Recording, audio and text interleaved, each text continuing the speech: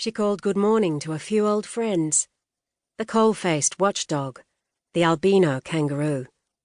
Atomica glared at the alpacas on Brady's farm, jumped at a whirring wood pigeon, whinnied at a golden horse in a green paddock.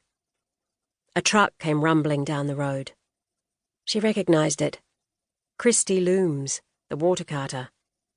That was okay. He was a careful driver.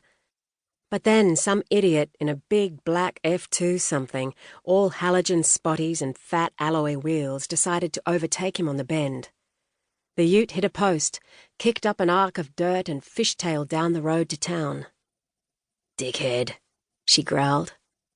She spent a minute settling Atomica down, then let him have his head to distract him. When she reached Messmate Lane, the track that led to Daisy Baker's, she eased him up. She checked the time. Why not? Daisy always seemed to have some treat, fresh from the oven, on the table. Atomica trotted up the driveway, but the signs were far from promising. There was no smoke slipping out of the chimney, no ute in the carport. "Hello?" she called. Nothing. She dismounted and knocked on the door. No answer. She peered through the stained glass window. The front room was empty. Damn. As she was launching herself into the saddle, she spotted something unusual in the ditch that ran alongside the house. Curious, she stood up in the stirrups. It looked like a scrap of material, an indigo of the same shade as Daisy's scarf. She jumped down, walked towards the bank. She felt a premonition, dark and clammy in the guts. At the water's edge, she stopped, fell back, stunned.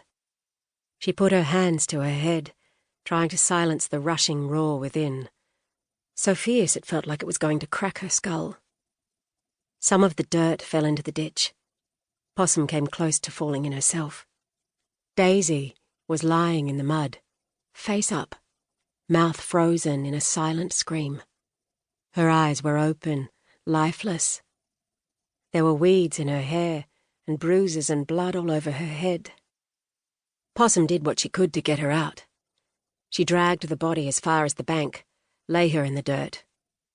When she slid away, Possum caught a strap and hauled her back. She tried pumping and breathing life into her, the way they'd taught her at the fire brigade. Nothing. Daisy was as cold as ice, as far away as the moon. Possum found her phone. She started to punch the numbers and was surprised to hear a siren in the distance, getting closer. Already? She thought. Chapter 1. Central Australia, 3 months earlier. We pulled into a waterhole for a break, and a fox shot up from the rocks like a bolt of red flame. Dari Jacamara whipped out his old .22, though it was a tricky shot. He was only half serious, but Adam let loose with a whoop of amusement. "Go for it," he yelled. Danny fired as the animal dashed up the opposite slope. He missed, of course, and the animal glided away, swift and low. But then another shot exploded from the mulga scrub to our right, and the fox somersaulted and dropped, lay still. A Range Rover, its Duco as bright as a new $2 coin, came rumbling out of the mulga and circled the waterhole. A stranger in a red cap and khaki battle jacket climbed down from the cab, collected the animal, and drove back towards us. "Excuse the interruption," he said, getting out. "Thought somebody might like the trophy." He dragged the carcass from the tray and dropped it at our feet. The shot had taken off the top of the fox's head. "Rolly Mitchell." Handshakes all round. "Jesse Redpath," I said. He was an American, overweight, overarmed, but amicable enough. Somewhere in his 50s, with a blistered face and a blunt nose. "You the law out here?" he asked. He seemed surprised. There weren't many women in uniform running round this neck of the desert. "Depends on what you mean by law," I replied. "I'm officer in charge of the station back at Killara.